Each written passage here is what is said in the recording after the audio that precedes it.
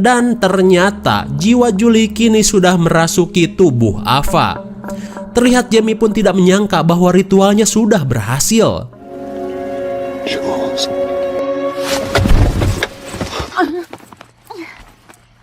Jiwa Julie yang kembali dipanggil dari dimensi kematian membuatnya syok. Kemudian Jamie mencoba untuk mendekatinya.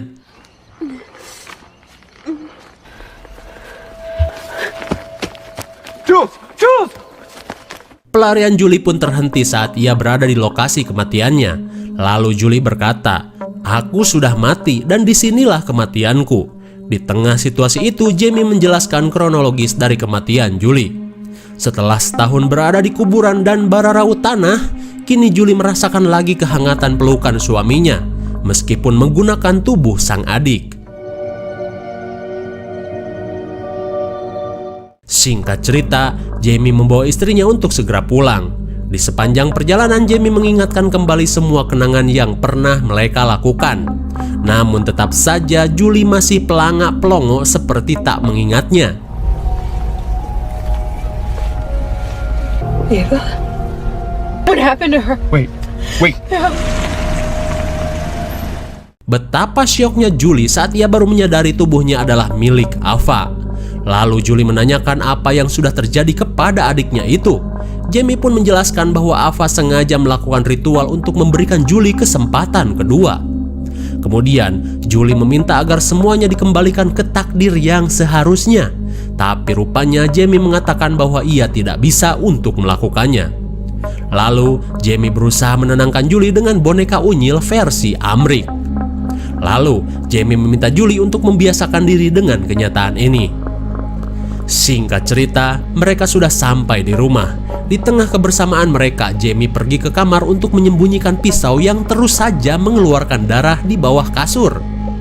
Kemudian, Jamie merasakan sesuatu yang memperhatikannya dari luar. Setelah mendapat keanehan, Jamie langsung menghubungi guru spiritualnya untuk menemukan jawaban. Di sisi lain, Julie sedang melihat-lihat keadaan rumah setelah setahun ngungsi di kuburan.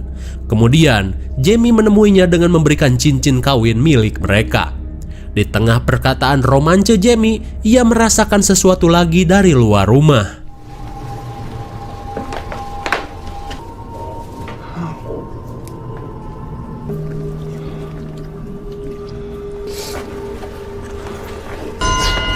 Stop. Okay. Jules. Okay. Jamie pun kaget seedan-edannya saat melihat Julie mengopek-ngopek bekas luka tanpa rasa sakit sedikit pun.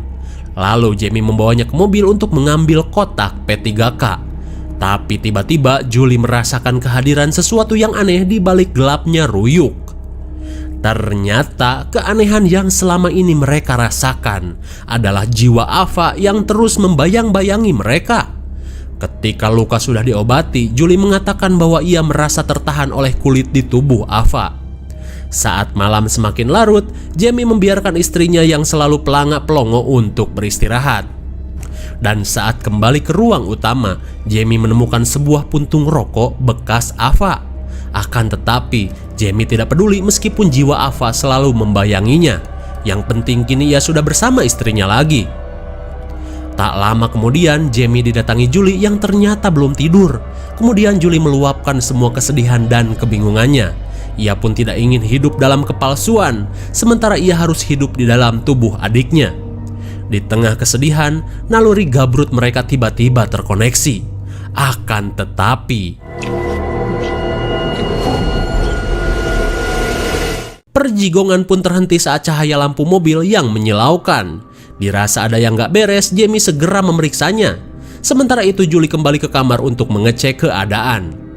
Sesampainya di dalam kamar, Julie mendengar suara seperti tetesan air di bawah kasur. Dan saat dicek, Julie melihat ceceran darah yang menetes dari bawah kasur. Setelah ia periksa, Julie menemukan pisau yang berlumuran darah. Ia pun merasa bahwa Jamie menyembunyikan sesuatu darinya. Kembali ke Jamie yang sudah berada di dekat mobilnya. Tapi anehnya Jamie hanya menemukan kunci yang sudah terkontak.